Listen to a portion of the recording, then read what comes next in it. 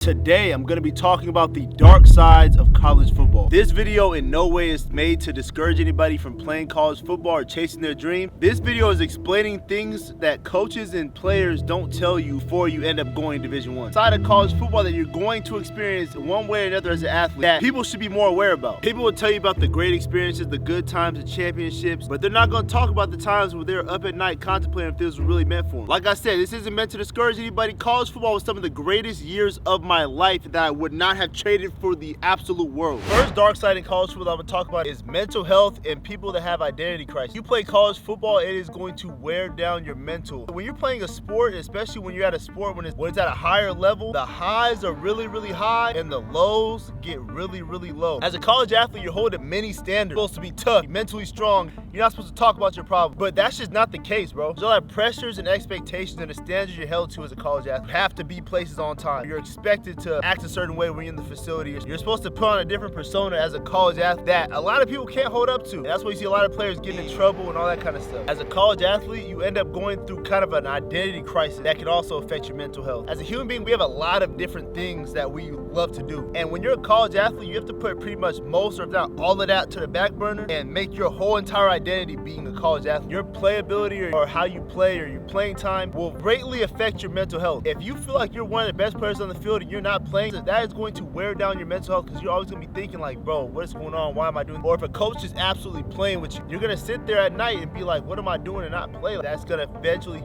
affect your mental health. That is what you're here for. That is your sole goal as a college athlete is to play. And the last thing with mental health is silent suffering. A lot of athletes want to act tough or look hard or be cool. You don't want to talk about your issues. Every human being has a battle they're going through. No matter how tough or how strong you are, everyone got something they're going through. But as a college athlete, we have this persona or this stigma that we have to be the strongest people. We have to be mentally tough. I've been there. There's been nights where I've been crying over football or life or something. I just didn't want to tell nobody, so I was just dealing with it myself. That's very harmful to do for yourself and your mental health, man. So if you're a college athlete, make sure you are seeking help, bro. Make sure you're seeking help. Talk to therapists, talk to your coaches, talk to your teammates, talk to your closest friends, bro, because dealing with stuff alone, bro, it ain't it. That's not it at all. The next point I'm going to talk about is injuries. And going back to the mental health, the injuries are one of the main things that could drive your mental health to be off. You could be doing so good and then one little injury can affect your entire career. And especially with college, a college athlete that has red shirts and all that stuff, there's plenty of athletes that have played 6 games, burnt their red shirt and got injured and they just lost a year. Or you get injured and you're getting older and older and older. Injuries happen. Every athlete's eventually, you're gonna get injured. If you play sports, you are very and extremely lucky to have no injuries in your career, especially in a sport like football. Injuries can change and deter complete careers, bro. People could be playing so well, get injured, and never touch the field again because somebody came in and took their spot. If you want to avoid injuries, make sure you stay in the training room. Even if you're annoying, make sure you stay rolling out, stretching, doing the little things to prevent injuries, because if you get injured as a college athlete, there's no telling what the coaches are thinking back there in those offices, bro. If you feel like you're trying to hide an injury, you're not trying to tell nobody that you're injured or you got something going on, you better talk about that stuff because injuries pile up. If your knee is hurting and you don't want to say nothing, you play 3 games with your knee hurting and the coaches think you're fine, then one day, boom, you snap your knee and it's actually cooked. You could have prevented that 3 weeks ago and you could have still been playing. Make sure you address your injuries and make sure you talk about them. Even if it's minor or little,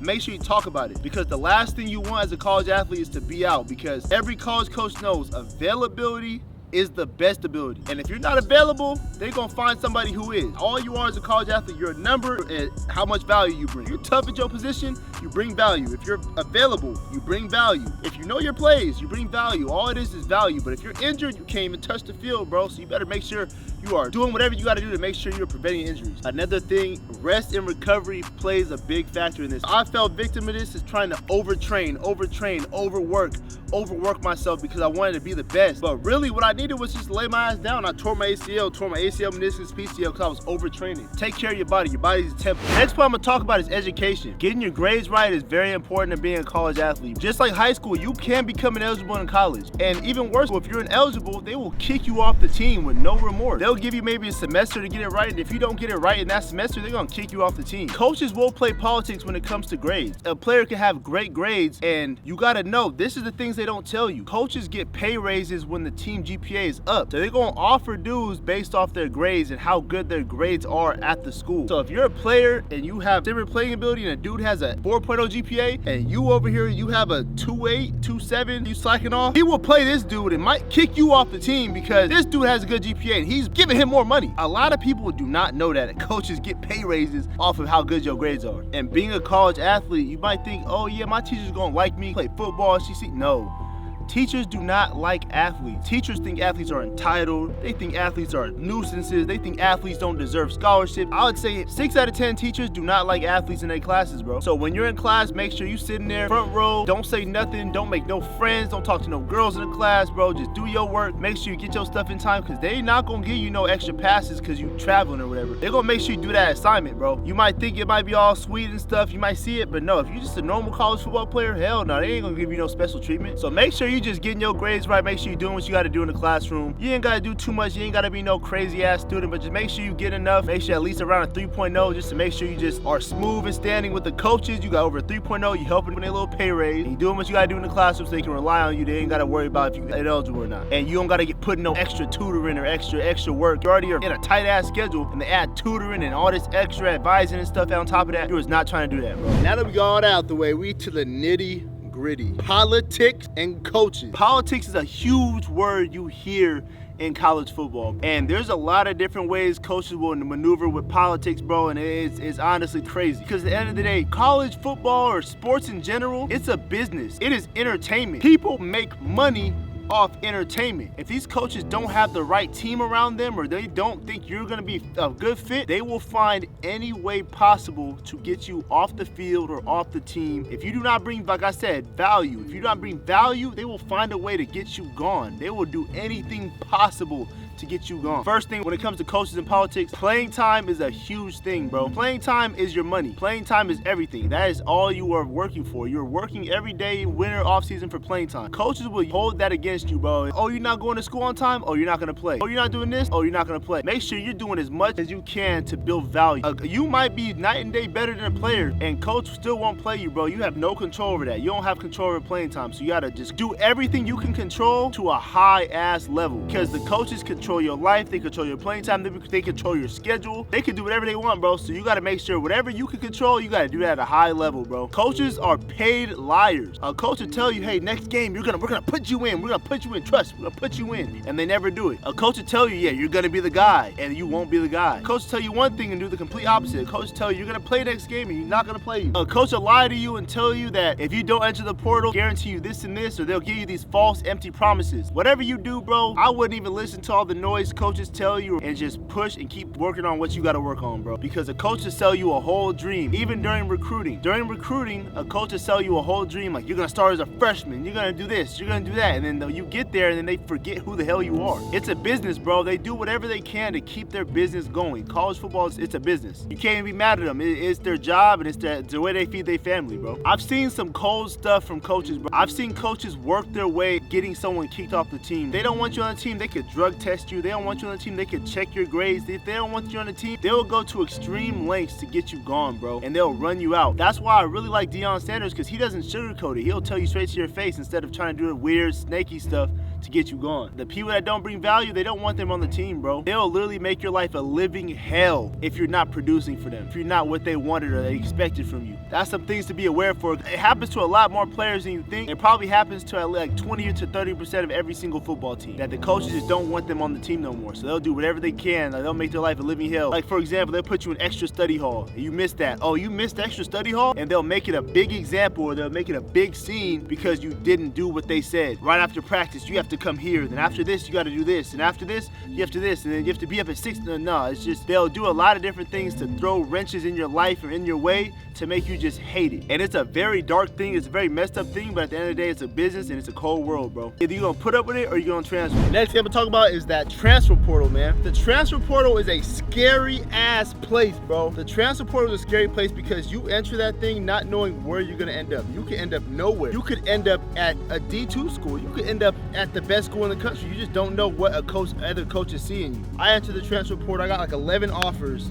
in a week, and I exited my name because I entered a little too late. That whole week, I just woke up with so much anxiety because I just didn't know what I was gonna do. The transfer portal happens so fast. If you don't take that opportunity, another person will get it quick because they're trying to fill up spots. All the transfer portal is just trying to fill up spots, pick up where they left off. So you gotta hop in there and already pretty much have a predetermined plan, or else you're gonna feel like you're just having all kinds of stuff's gonna be going on. You're gonna be feeling lost and having anxiety and all that kind of stuff. Make sure you have a plan whenever you enter that transfer portal. Another thing is, like I said, coaches will drive you to get into the transfer portal if they don't have any use for you. That happens, bro. You might have to go down to conferences. People hate that stuff. Or you might end up in D2. It's gonna be very humbling. The transfer portal is very humbling, especially if you haven't really played. So many players get lost in the portal and never make it out, bro. And that is the scariest thing ever, bro. Like, you enter the portal and don't get any offers. That's extremely heartbreaking. You see a lot of players enter the portal and just don't get picked up, and you never hear from them again. So I'd say build connections before you enter the transfer portal. Get to know coaches, get to know players, get to know different people that can put your name out or help you out in any kind of way, because you might end up getting stuck and never be heard from again, bro. Another thing I'm gonna talk about is post-college sport depression. Post-college sport depression is when you're done being a college athlete and you wrap your whole entire identity around being a college athlete, and then one day on a random ass Saturday, it's done. I remember my last game, after I got done, I said, holy shit, what's next? I've came to realize that I'm extremely blessed, and I have this, and I can do YouTube and TikTok and Twitch and Instagram. It honestly has helped me and it changed my life, because I know a lot of people that genuinely get extremely depressed when college sports is done or high school or whatever is done, and they're just lost. They get depressed, start drinking, they start doing the wrong things. I feel like more people need to talk about it, because as a college athlete, that's you. That's who you are. I'm a college athlete. That's who I am. And when that's over with, bro, it's just like, dang, what's next? Like, what do I do next? What do I do now? Like, you'll never get that kind of excitement or thrill or that kind of status again, unless you go pro. Only like 2% of people go pro from out of college. But I would say to cure this, bro, make sure you find something outside of these sports that you love to do and make that what you do. Because I found out I love sports and I love content, so I put both of them together, and that's what I'm doing right now. That college sport depression, bro, that stuff lasts lifetimes, bro. Or people are chasing a sport, people are chasing a dream their whole life, and it's just done one day. That will last a whole lifetime. People get depressed, end up just giving up. It's a real thing that a lot of people do not talk about. Make sure you get your degree and make sure you have something you're striving for and pushing for. Have another dream to chase after you're done with your sport. Next thing I'm gonna talk about is that NIL, man, that money on, you know what I'm saying? We all love it, we all need it, but it's not for everybody. People will see like, oh my goodness, he got $5 million in NIL, bro. I can't wait till I go to college, and I can't wait to get that. No, bro, you're gonna get to college, you're gonna be broke. Unless you are going to a big ass school that got money for everybody, a lot of times you're gonna have to either earn your way to get an NIL, or you're gonna have to work on something outside of sports to get it, like content or something, or build your personal brand enough to be a reputable person to get NIL. NIL is for the top collegiate athlete, or it's for the top known people in sport. Like Olivia Dunn, she was probably making crazy bread off NIL. Normal gymnast probably not making no crazy NIL like that. Or your normal second string freshman or your third string freshman, a scout team player, is not making no money in NIL, bro. Either you gotta make sure you're a top player on your team, or you gotta make sure you are a big name in college sports. NIL has also been hurting with people's playing time and getting on the field in politics. A coach will play a player because he's paying him more. Say a coach is paying a dude $150,000 a year to be at the school, and you're not making nothing, and you're better than this dude, but he's gonna have to play this guy because he got boosters and people in his ear like, hey, we're paying this kid, you better put him on the field or you're wasting my money. And then that's when the politics start coming in, y'all boys. You see where I'm coming with this politics? All this stuff got to do with politics. What I'm saying is, if there's a dude that is making a lot of money and he is over you, bro, make sure you get your ass up out of there. Last but not least, man, make sure you spend time on yourself. Spend time going out and going on hikes. Spend time doing fun stuff outside of the sport, because your whole life is gonna be on a certain schedule and a certain routine, and your whole entire life is gonna be based off what a coach and what your people and whatever they tell you. They tell you you gotta wake up at 5 a.m. for weights. Your ass has to wake up at 5 a.m. for weights. There's no ifs, ands, or buts about it. So if you have a day off, or you have a day where you have to spend to yourself, bro, make sure you are doing that. Make sure you are spending time working on what you gotta work on yourself, because there's not gonna be much time for that. And if you spend your whole life just working and doing straight college sports, and that's all your mind is focused on, and something goes wrong, bro, it is gonna affect your mental health so crazy. Play your video game. If you enjoy playing video games, play video games. You enjoy going to the beach, go to the beach, bro. You don't have to spend your whole entire existence, unless that is what genuinely gives you joy on top of playing, really gives you joy is just watching football all day or whatever, then okay, do what you gotta do, but make sure you do what you love to do in life, because I know everybody got their own life they want to live. Don't get too caught up and wrapped up and stuck in that cycle, you know what I'm saying? Because that will affect your mental health badly. But it's Jaygipp, man. We out. Let me comment down below if you guys like these talking videos and me explaining and keeping it real with y'all boys, you know what I'm saying? I could do a part 2 to this. There's so much more I could talk about. I could get deeper in it, so let me know, man. Love y'all boys. We out.